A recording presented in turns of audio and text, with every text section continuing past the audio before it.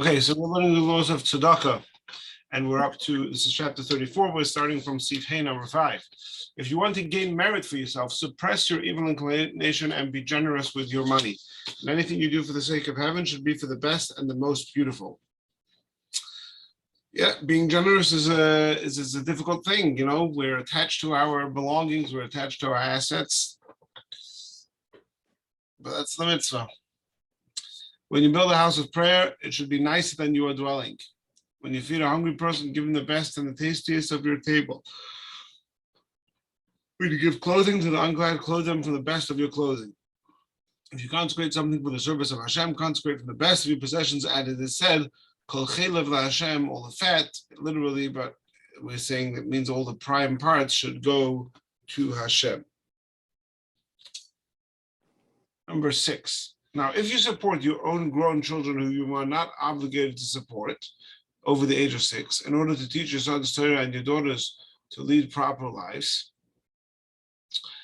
Similarly, if you support your father or mother and you're not able to support them except by using your charity money, and they need this support, this constitutes charity.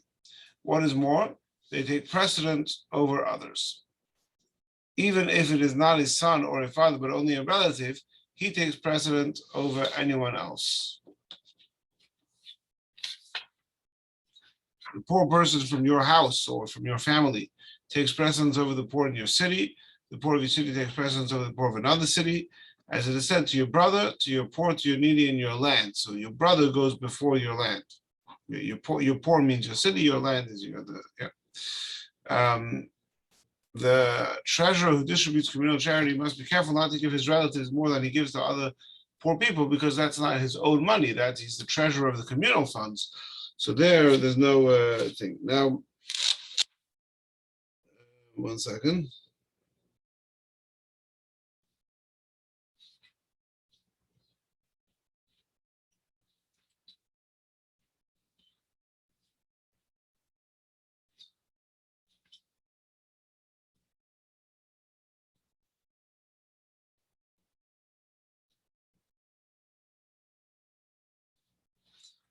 Okay, so a couple of things. First of all, in theory, it seems to be saying here that you could support, once your sons and daughters are over the age of 6, where theoretically speaking, you no longer have an obligation to support them.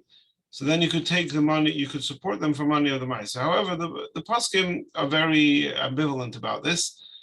And I mean, you see already here, he says, in order to teach your sons Torah, so not just anything you give to your children.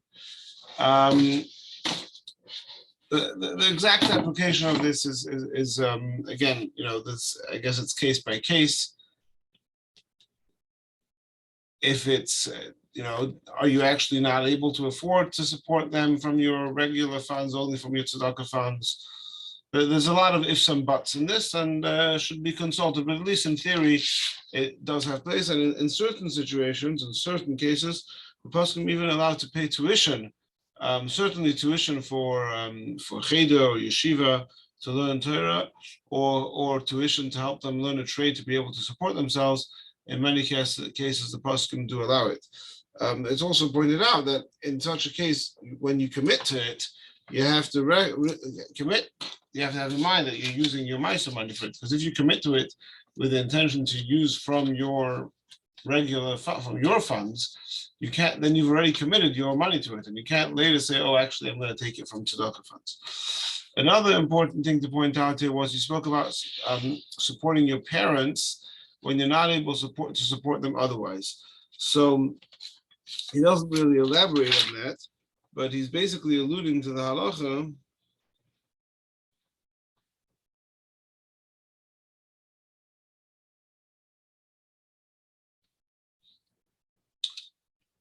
that ideally if one is helping to support one's parents, ideally one should not take from Maisa money. But if you can't afford to support them without taking from your Tzedaka funds, then you should take from your Tzedaka funds, and but that takes precedent over giving to other people. Okay, someone gives tzedaka to a poor person with an angry countenance, even if he gives 1,000 gold pieces, he has forfeited his merit, and he violates the prohibition that your heart shall not be sorry when you give him tzedaka. Rather, you must give him with a smiling countenance and with joy and commiserate with his suffering. As Eliyahu says, did I not cry for the troubled? Was my soul not grieved for the needy? And speak to him words of comfort, as it is said, and the heart of the widow I caused to sing for joy. So, yeah, this is very practical. When Shulchan come around, sometimes you have money for them, sometimes you don't, sometimes you only have a little bit, but always try to accompany it with a smile, with an encouraging word, and be makabel b'seif upon in the office. Rabbi, can we go back to number 6 again? And then there's a reference to contributing closer to home, whether it's in your home or whether it's in the city over something outside of the city. Now, I know I've heard that before over the past several years, where rabbis encourage people like for Purim, keep your money here in Chicago. Don't necessarily consider sending it to, usually New York or Israel. I mean, for practical purposes, how do we apply that? I mean, okay, so this is a big conundrum. Al pi halacha, your tzedakah belongs primarily to your local town. There's also, as elaborated on in a number of places in Tanya, a tremendous value in giving tzedakah to the poor people of Eretz Yisrael. But nevertheless, the people of your own town take precedence, and so how do you balance it? I mean,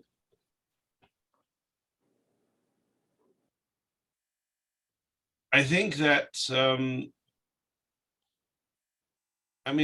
like you say, it's like a balance. So, the guy's coming, you're going to give him $1 or $5 or $20. So you get, if you give something, you have to, like we discussed last week, somebody asks you for money, you participate. Don't forget, that's also, like we said last week, if somebody asks you for money, so then if you're able to, you're obligated to participate. But when you're allocating your Maisa money, there should be a strong preference to poor people, to the meisters that support poor people, and to the meisters that support Torah learning here in Chicago. But it happens to be that most of the Mashalachim who come are from Eretz Yisrael, which also has the value of supporting the poor people, the poor people in Israel. But yes, it's definitely true that the precedent is to Chicago. Now, in theory, one could say, well, why are the people from Israel coming here? Let them stay in Israel. But I don't know. That's how it's been for centuries already. So, yeah. Okay. Does that address the question? Yes, thank you. Okay. 8. It's forbidden to turn away a poor person empty-handed, even if you give him only a dried fig. As it is said, let not the oppressed turn back in disgrace. Okay, so we discussed this already last week. Even if you have nothing to give him,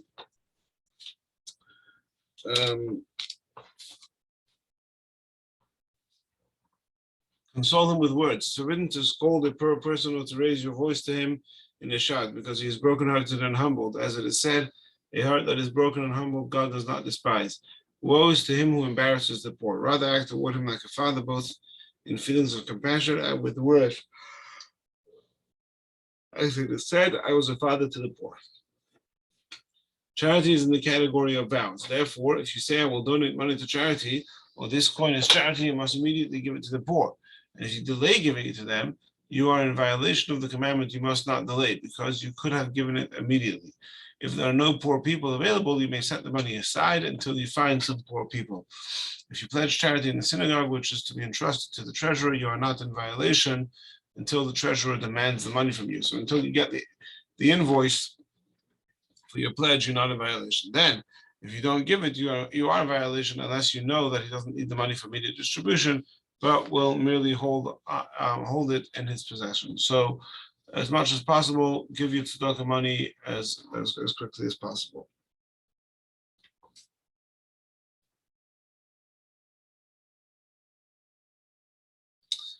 When he says over here, charity is in the category of vows. We, in general,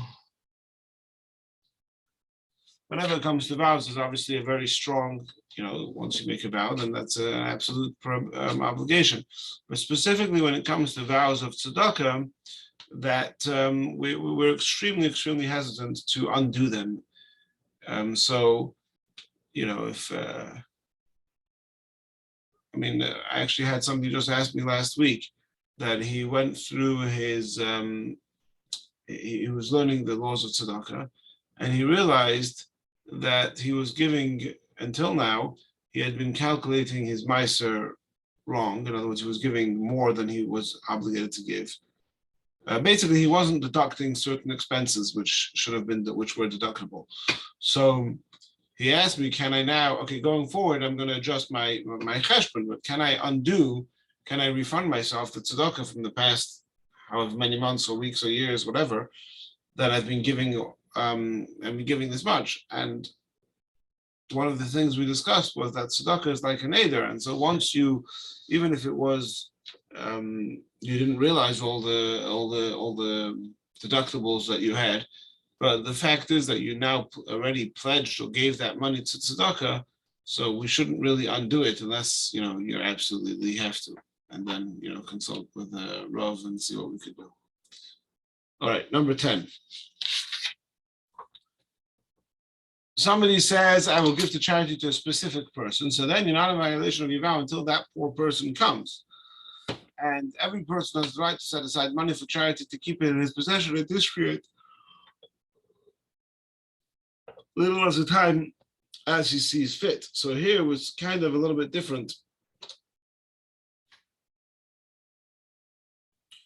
to what we said before, right? Because before it sounded like as soon as you have tzedakah in your meiser account, you have to give it right away. And here it's saying that you can separate money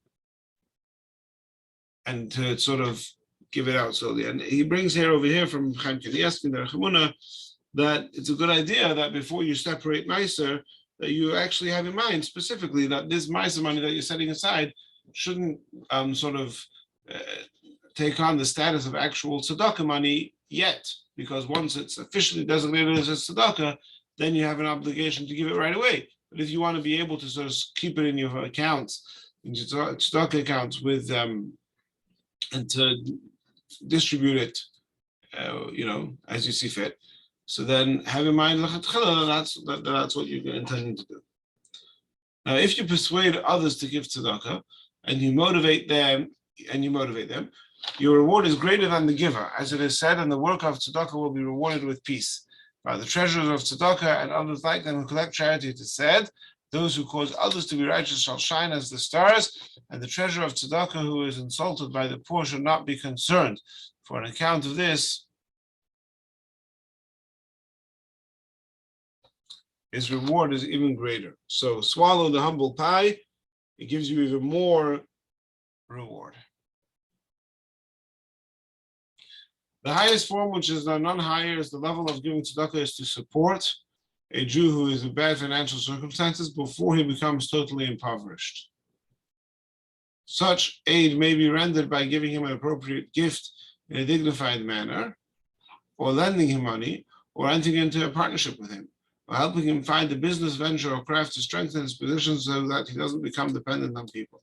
Concerning this, it is said, strengthen him, which means support him so that he does not fall. Or as we say in English, don't give him fish, teach him how to fish. Now, you should take care to give tzedakah as discreetly as possible, as if it's possible to give it in such a way that you don't know who you are giving, and the poor person does not know from who he is receiving, this is most commendable. I remember when I was a child, there was a guy who used to come around to all the shuls every Thursday collecting money, and everybody knew that it was for local poor people, and he would then go to the grocery stores and say, pull up this and this family's account, here's money towards their account, and sort of go through the different families. So And he was, people would give them shalachim, a pound, half a pound, 20p, whatever it was. But to him, people would give very large amounts. And it was always, you don't know who you're giving it to. The people who are getting it, don't even know that they're getting it. So this is the highest possible way. In any event, do not glorify. And the idea, it sounds like the main thing, what's the point of it here is that if the person doesn't know who he's getting it from, or he doesn't even know that he's getting it, right? So that's the most dignified way to receive a gift like that.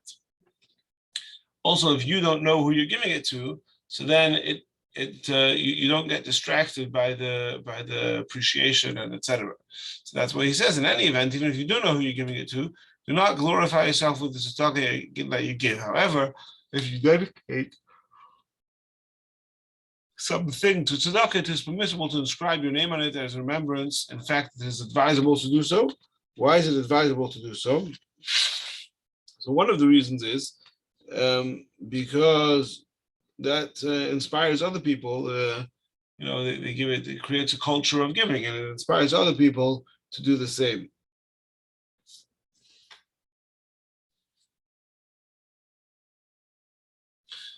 One has to be especially careful to help a poor Torah scholar in a dignified manner. If he refuses to accept the tzedakah, help him in some sort of business, sell him goods cheaply, buy his goods at a high price. And even if the Torah scholar is capable of engaging in trade, lend him money to use in the trade. And if he is capable of engaging, so lend him money to use in trade. As our sages of blessed memory said, whoever supplies merchandise to the scholar merits to participate in the heavenly yeshiva. And they said all the prophets' predictions of good fortune were said only of one who provides business opportunities for a Torah scholar and gives his daughter in marriage to a Torah scholar. A person should always avoid taking tzedakah. You should suffer hardship rather than depend on people. And so did our sages of blessed memory command, make your Shabbos like a weekday rather than to be dependent on others.